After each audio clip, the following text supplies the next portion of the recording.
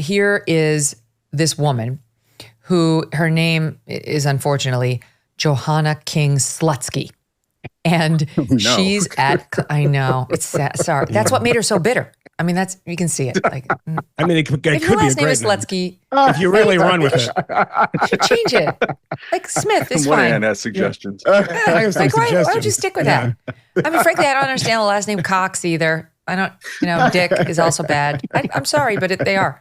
Anywho, Slutsky is over at, and by the way, it's hyphenated. So she could have just gone with Johanna King. That's not bad. Who's like, I'll keep the hyphen Slutsky. Like, what? You're really trying to send a message. Anywho, there she is at Columbia enacting her bitterness live in front of the camera for us all. She's one of the leaders.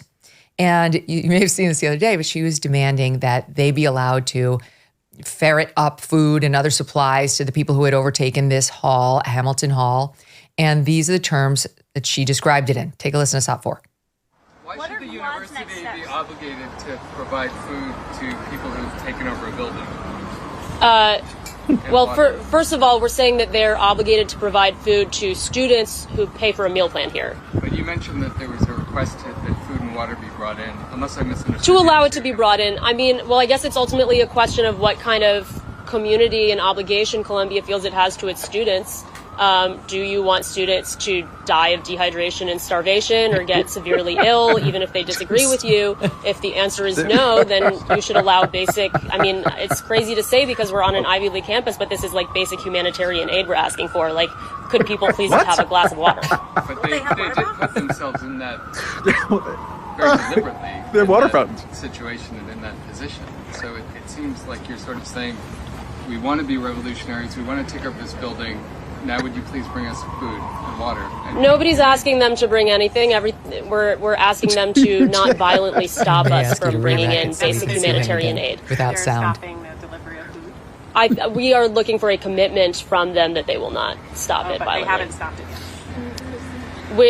I don't know to what extent it has been attempted, but we're looking for a commitment. Those poor children. I told you. Oh my God, Miss Slutsky. What have you wrought?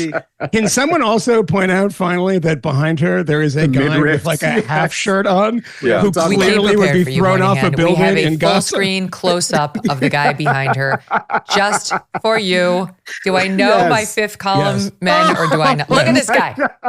Yeah. Wow, what a tragedy. For the listening audience, you can see full midriff and belly button of this Hamas supporting gentleman. So sad. That's what Hamas wears in the battlefield. That's their uniform. Truly disadvantaged. He's shopping at Zara Kids to buy his clothes. It doesn't fit at all. This is not a fashion statement.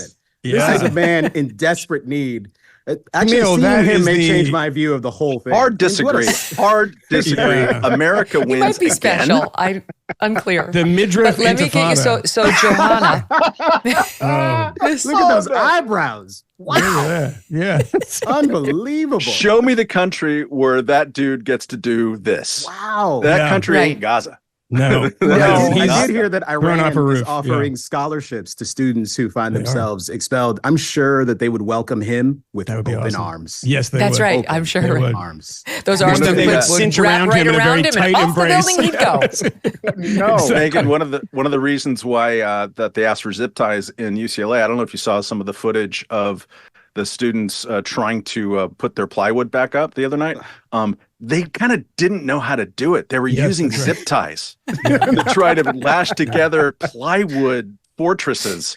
There's not a lot of construction. These are all like union guys. These are all like they're doing their PhDs. Yeah. And I'll tell you what, I'm going to read you a sentence because Miss Slutsky is, of course, in a PhD program.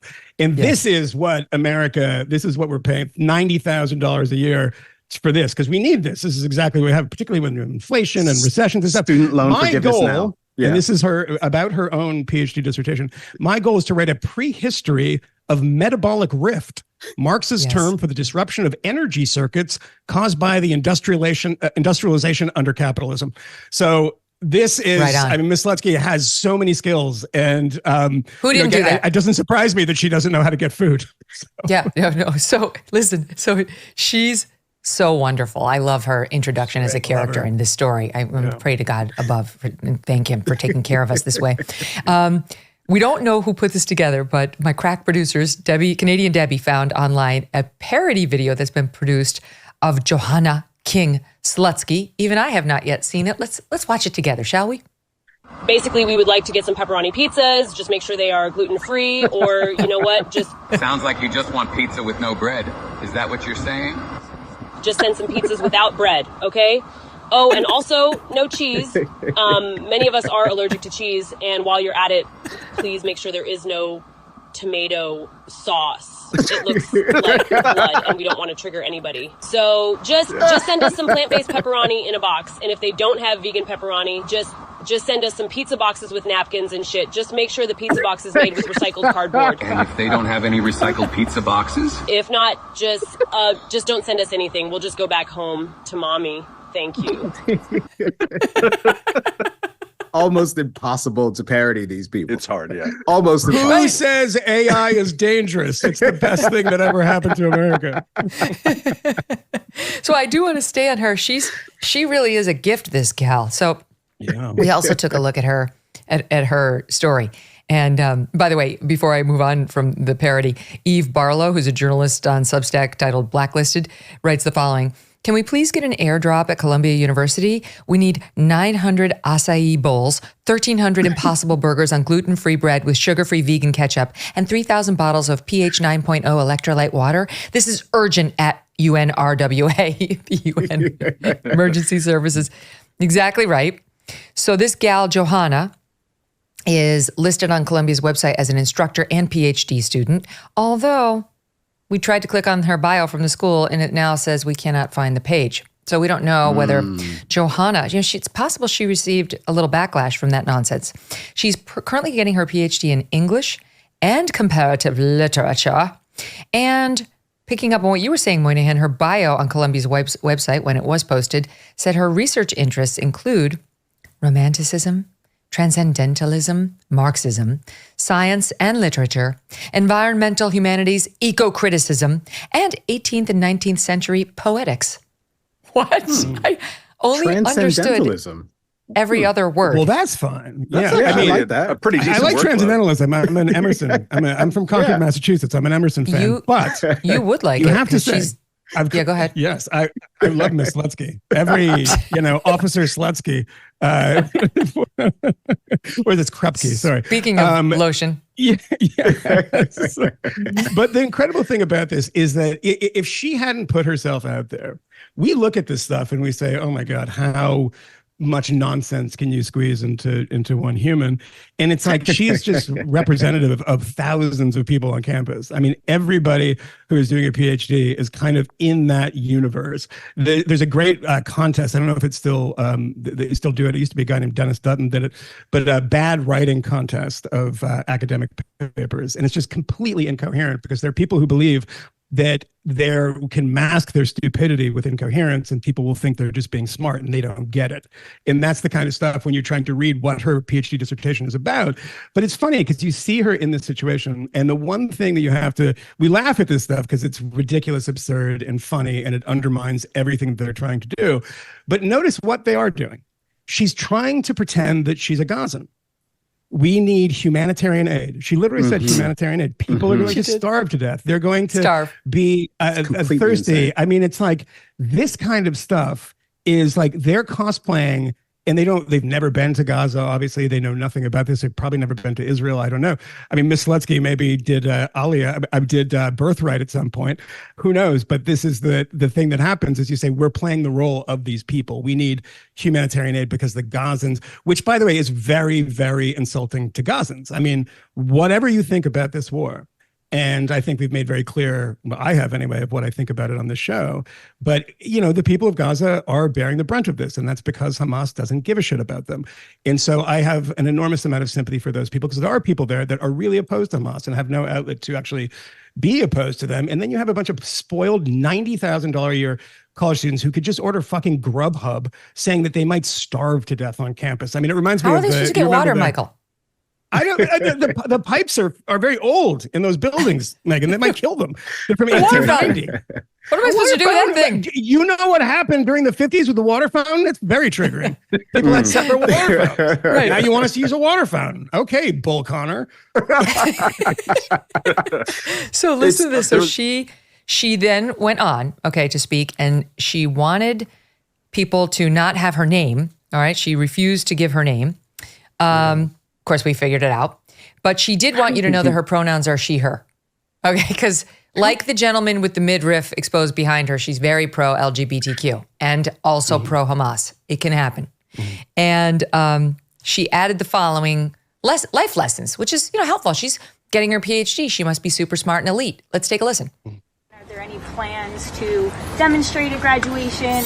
It's really bizarre to us and perhaps to members of the public to see so much concern over graduation when we're in the middle of a genocide.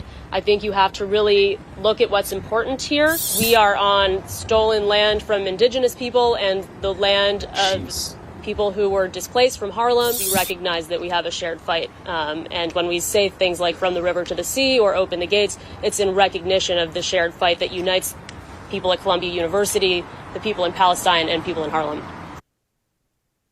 I mean, unbelievable. Fuck you. If I truly believed I was somehow indirectly a party to some sort of crime, if it was important enough for me to talk about ad nauseum, I would do something about it. I probably wouldn't go to that school. I wouldn't be a partake of that. I wouldn't have the affiliation. I wouldn't pay them my money.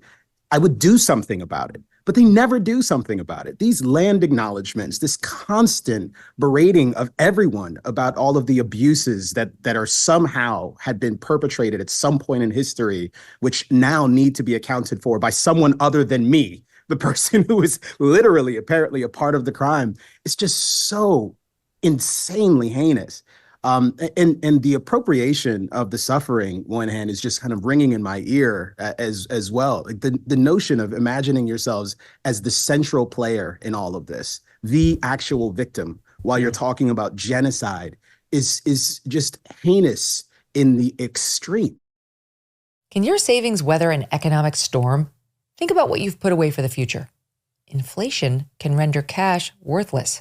Real estate can crash like it did in 2008. Economies built on a mountain of debt can fall like a house of cards. There are very few physical assets that you can invest in that can stand the test of time. But gold has withstood as a valued form of money. It's why many people are flocking to it right now, and it's why Birch Gold is busier than ever. Through a little-known tax loophole, Birch Gold lets you convert a retirement account into a tax-sheltered IRA in physical gold. And the best part, it does not cost you 1 cent out of pocket. To learn more, text MK to 989898 and claim your free info kit on gold. Again, can your IRA or 401k weather an economic storm? If not, consider looking into Birch Gold. Text MK to 989898 and explore securing your savings today. Hey, thanks so much for watching. If you like what you just saw, hit the subscribe button for more clips and full episodes.